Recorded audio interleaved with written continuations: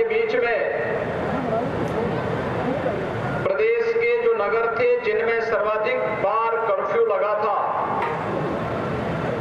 उसमें आपके बरेली का भी नाम आता है। हर 6 महीने में एक बार यहां कर्फ्यू लगता था। पर्व और त्योहार भय और दहशत के साये में आयोजित करने के लिए हर आस्थावान नागरिक मजबूर होता था। दंगा और उपद्रव उत्तर प्रदेश की पहचान बन गए थे। लेकिन मुझे प्रसन्नता है, पिछले 6 वर्ष में न केवल बरेली बल्कि पूरा उत्तर प्रदेश दंगा मुक्त भी हुआ है, उपद्रव मुक्त भी हुआ है, कर्फ्यू से मुक्त भी हुआ है और कांवड़ यात्रा के लिए आज उत्तर प्रदेश अपनी पहचान बनाता है। उत्सव और महोत्सव का प्रदेश उत्तर प्रदेश बन गया है।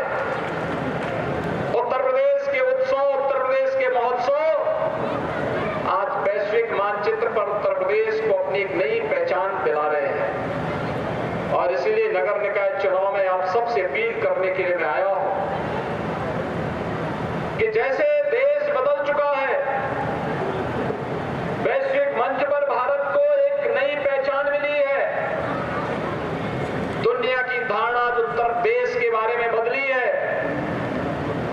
दुनिया के अंदर जहां कहीं भी कोई संकट दिखाई देता है, लोग बड़ी आशा भरी निगाहों के साथ भारत की ओर देखते हैं, प्रधानमंत्री मोदी जी की ओर देखते हैं। आज भारत वैश्विक लीडर के रूप में उभरा है। भैया बहनों, ये वही भारत है जो 9 वर्ष पहले अपनी पहचान के लिए मोहताज हो रहा था। उत्तर प्रदेश का नौजवान कितना भी देश का नौजवान कितना भी प्रतिभाशाली क्यों न रहा हो, अगर वह कहीं दुनिया के अंदर जाता था, लोग उसके बारे में बहुत अच्छी धारणा नहीं बना पाते थे। लेकिन पिछले 9 वर्षों के अंदर देश के अंदर प्रधानमंत्री मोदी जी के नेतृत्व में जो कार्य हुए, उसने न केवल भारत के बारे में बल्कि भारत के नागरिकों के बारे में भी अपनी धारणा को बदली है। लोग अब अच्छी दृष्टि से हमें देखते हैं, सम्मान के भाव से भारत के नागरिकों के साथ पेश आते हैं। न केवल वैश्विक मंच पर बल्कि भारत की अपनी स्वयं की आंतरिक स्थिति भी बहुत सुदृढ़ हुई है। एक सुरक्षित भारत, एक सुशासित भारत, विकास की प्रक्रिया के साथ तेजी के साथ आगे बढ़ता हुआ भारत, दुनिया की सबसे बड़ी अर्थव्यवस्था के रूप में उभरता हुआ भारत आज इंफ्रास्ट्रक्चर के लिए नए मानक प्रस्तुत कर रहा है।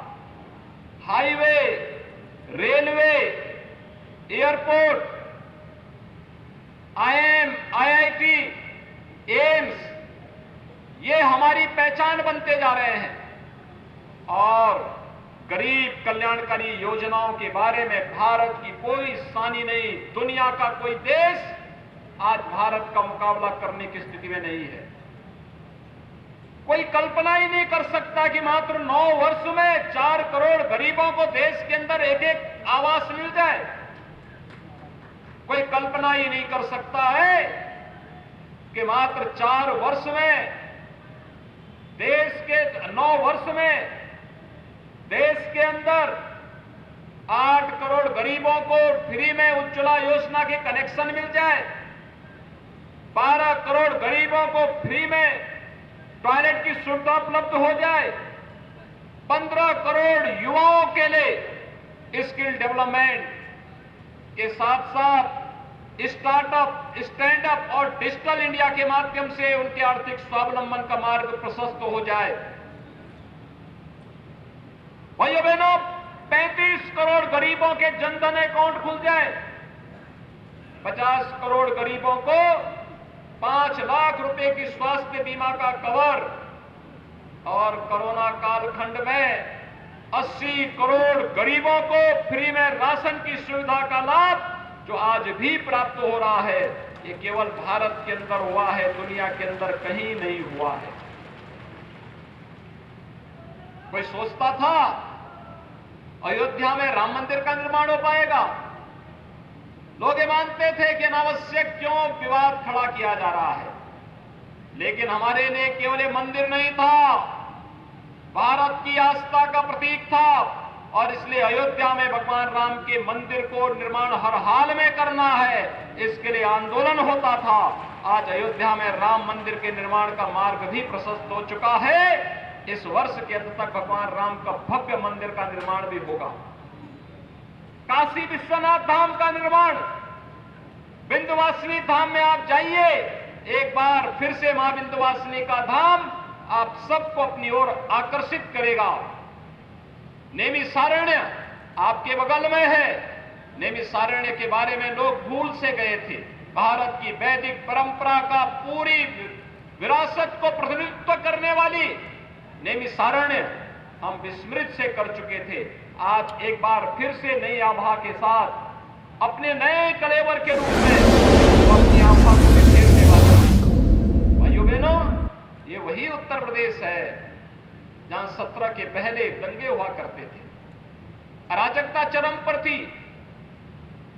जाति के नाम पर परिवारवादी दलों ने अपनी अवसरवादिता का परिचय देकर के यहां के नौजवानों के सामने पहचान का संकट खड़ा कर दिया था।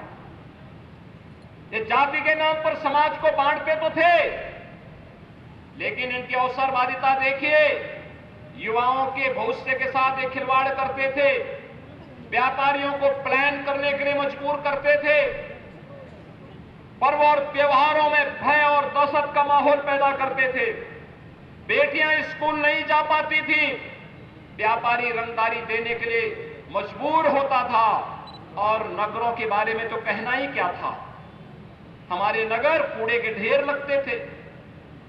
हमारे नगरों में महिलाएं बाजार नहीं जा पाती थी, सौदों का आतंक था, अराजकता चरम पर थी, अपराधी और माफिया सीना तान करके चलता था। लेकिन भाइयों बहनों, पिछले 6 वर्ष के अंदर प्रधानमंत्री मोदी जी के विजन को जमीनी धरातल पर उतार करके, मिशन मान करके डबल इंजन की सरकार ने जो कार्य किया, आज उसके परिणाम हमारे सामने हैं। मुझे याद है जब मैं 2017 में मुझे मुख्यमंत्री बनाया गया था, मैंने उस समय उत्तर प्रदेश की टीम को बुलाया था। मैंने कहा भी उत्तर प्रदेश के नौजवानों के लिए नौकरी और रोजगार की नई संभावनाओं को विकसित करने के लिए एक इन्वेस्टर समिट होना चाहिए। आपको याद होगा, इन्वेस्टर समिट की जब तैयारी हुई तो मेरे सामने प्रस्ताव आया कि 20,000 करोड़ का निवेश उत्तर प्रदेश के अंदर होगा। मैंने कहा उत्तर प्रदेश के क्षेत्रफल को और उत्तर प्रदेश की आबादी के घनत्व को देखो, जितनी आबादी है उतना भी निवेश नहीं करा पाएंगे क्या? लोगों ने कहा उत्तर प्रदेश में कोई नहीं आना चाहता। भाइयों बहनों, अभी 10 से 12 फरवरी में उत्तर प्रदेश ने अपना ग्लोबल इन्वेस्टर समिट किया है। जिस उत्तर प्रदेश में 2017 में 20,000 करोड़ रुपए का निवेश नहीं मिल रहा था, उसी उत्तर प्रदेश के लिए हमने 35 लाख करोड़ रुपए के निवेश के प्रस्ताव मंगाए हैं। ये 35 लाख करोड़ रुपए के निवेश का प्रस्ताव 1 करोड़ नौजवानों को सीधे सीधे नौकरी की गारंटी देगा। 2017 के पहले उत्तर प्रदेश के युवाओं के हाथों में तमंचे पकड़वाए जाते थे। ये जातिवादी और परिवारवादी दल केवल जातिवाद और परिवारवादी नहीं थे, ये अवसरवादी भी थे, ये अराजकतावादी भी थे और ये तमंचावादी भी थे। युवाओं का जीवन बर्बाद करते थे और व्यापारियों से अवैध वसूली भी करते थे। भाइयों बहनों, 2017 के बाद अपराधी सीना तान करके नहीं चल सकता, गले में तख्ती लटका करके चलने के लिए जान की भीख मांगता हुआ फिरता है। हमारे व्यापारियों को आज प्रदेश के अंदर हमने 10 लाख रुपए का सुरक्षा कवर भी दिया है और पटरी व्यवसायियों को पीएम स्वनिधि योजना के साथ जोड़ने का भी कार्य किया गया है। अभी यहां के निवर्तमान महापौर आपके सामने बोल रहे थे, बरेली आज स्मार्ट सिटी है, स्मार्ट सिटी के रूप में अपनी एक पहचान बना रहा है। भाइयों बहनों, आज यहां की सड़कें स्मार्ट दिखती हैं, आज बरेली नगर स्मार्ट दिखता है। आज बरेली एक सेफ सिटी के रूप में तेजी के साथ आगे बढ़ा है। आज बरेली के अंदर व्यापारी रंगदारी नहीं देता है। आज बरेली के अंदर व्यापारी को सुरक्षा कवर भी मिला है और साथ साथ पीएम स्वनिधि योजना का लाभ भी मिला है। और इसलिए भाइयों बहनों, आज मैं आपके पास आया हूं आपसे कहने के लिए, युवा, जिस युवा के बल पर, जिसकी प्रतिभा के बल पर उत्तर प्रदेश देश के अग्रणी राज्यों की श्रेणी में खड़ा होगा, उस उत्तर प्रदेश के युवा के लिए 2 करोड़ युवा के लिए टैबलेट देने के बड़े कार्यक्रम को लेकर के राज्य सरकार आई है। आज उत्तर प्रदेश के अंदर 20 लाख युवाओं को अब तक हम टैबलेट उपलब्ध करा चुके हैं और बाकी युवाओं के लिए लगातार टैबलेट की सुविधा का लाभ उन्हें उपलब्ध करवाने के कार्यक्रम को हम आगे बढ़ा रहे हैं। और इसीलिए आज मैं आपके पास आया हूं बरेली में। भाइयों बहनों, ये जो उत्तर प्रदेश के अंदर एक चमत्कार आपको दिखाई दे रहा है, जो परिवर्तन दिखाई दे रहा है, जो सुरक्षा का माहौल दिखाई दे रहा है, जो आज प्रदेश के अंदर सुशासन दिखाई दे रहा है, ये व्यक्ति का नहीं, ये डबल इंजन सरकार का करिश्मा है। डबल इंजन सरकार, और डबल इंजन के साथ ट्रिपल इंजन भी जुड़ जाए तो फिर इसी को कहते हैं सोने पे सुहागा। जनता की बुनियादी सुविधाओं का आधार ये बनेगा। डबल इंजन सरकार जो पैसा भेजेगी, उस पैसे का सही इस्तेमाल हो सके, उस पैसे को जनता की बुनियादी सुविधाओं के लिए उपलब्ध कराया जा सके। जिनके पास सिर ढकने के लिए आवास नहीं, उनको प्रधानमंत्री आवास योजना की सुविधा का लाभ दिया जा सके। जिन पटरी व्यवसायियों के पास अपना धंधा करने के लिए पैसा नहीं, उन्हें ब्याज मुक्त ऋण बैंक से देकर के डिजिटल पेमेंट के साथ जोड़ देंगे, उनके जीवन में क्रांति आ जाएगी। किसी व्यापारी के साथ कोई दुर्घटना घटित हो, उसे 10 लाख रुपए का बीमा कवर मिल जाए, बेटियां स्कूल जा सके, सेफ सिटी के रूप में हमारा शहर पहचान बनाए, इसके लिए लगातार कार्य आईटीएमएस को मजबूत करते हुए कार्य हो रहा है। 1 डिस्ट्रिक्ट 1 मेडिकल कॉलेज की तरफ उत्तर प्रदेश जा रहा है। आज प्रदेश के अंदर अलग अलग शहरों में अलग अलग पहचान को आगे बढ़ाने के कार्य तेजी के साथ उत्तर प्रदेश ने किया है। और इसीलिए आज मैं आपके पास आया हूं। भारतीय जनता पार्टी ने नगर निगम में भी, नगर पालिका में भी और नगर पंचायतों में भी अपने प्रत्याशी उतारे हैं। उसके पीछे एक ही उद्देश्य है कि जो पैसा दिल्ली और लखनऊ से आए, वह पैसा बंदर बांट न हो जाए, वह पैसा जनता जनार्दन की सेवा के लिए, उनकी बुनियादी सुविधाओं के लिए, उनके विकास पे खर्च हो। उस पैसे का इस्तेमाल कोई व्यक्ति अपनी ठेकेदारी के लिए न करे, जल निकासी के लिए करे, स्मार्ट रोड के लिए करे, हर घर नल योजना के लिए करे, सीवर लाइन बिछाने में कर सके, कन्वेंशन सेंटर की स्थापना में कर सके, ऑनलाइन जन्म मृत्यु प्रमाण पत्र के साथ ही जाति, निवास और आय प्रमाण पत्र भी उपलब्ध करवाने का माध्यम नगर निकाय की संस्थाएं बन सके।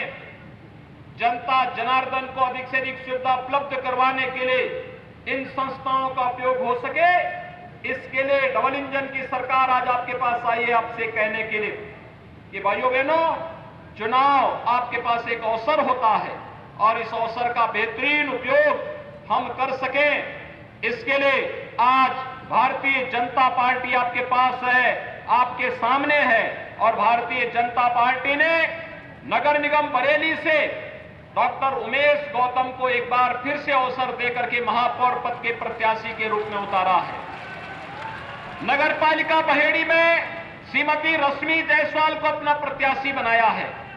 नगर पालिका आंवला में श्री संजीव सक्सेना, नगर पालिका फरीदपुर श्री ब्रह्मा शंकर गुप्त, नवाबगंज श्रीमती प्रेमलता राठौर, देवरनिया में उमाकांत गंगवार, फतेहगंज पश्चिम में श्रीमती कीर्ति अग्रवाल, फतेहगंज पूर्वी श्री प्रदीप अग्रवाल, विशारदगंज श्री महेश साहू, मीरगंज श्री योगेंद्र गुप्ता, शेरगढ़ श्री बुद्धिसेन मौर्य,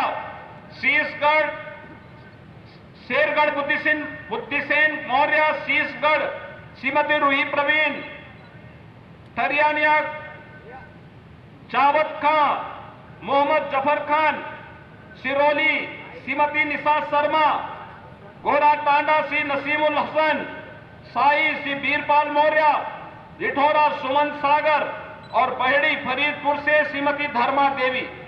ये भारतीय जनता पार्टी के चेयरमैन पद के प्रत्याशी आपके बीच में हैं। भाइयों बहनों, इन सभी प्रत्याशियों को, जो हमारे चेयरमैन पद के प्रत्याशी हैं, वे भी खड़े हो जाएंगे भैया अपनी जगह पे। ये हमारे प्रत्याशी गण हैं, महापौर के प्रत्याशी यहां पर हैं, चेयरमैन पद के प्रत्याशी हैं। एक बार जोरदार करतल ध्वनि से इनका स्वागत कर दीजिए। और भाइयों बहनों, मैं आपसे अपील करने के लिए आया हूं, इन्हें विजयी बना के भेजेंगे, विजयी बना करके भेजेंगे। एक बार दोनों हाथ ला करके मेरे साथ बोलेंगे, दोनों हाथ ला करके बताइए। महापौर के साथ साथ चेयरमैन और साथ साथ पार्षदों को भी, क्योंकि जब फुल मेजोरिटी का बोर्ड बनेगा, वही बोर्ड विकास के लिए पैसा भी लाएगा और पैसे का उपयोग भी करेगा। इन सबको विजयी बनाने की अपील आप सबसे करते हुए आप सब मेरे साथ बोलेंगे, भारत माता की, भारत माता की, भारत माता की जय श्री राम, जय जय श्री राम।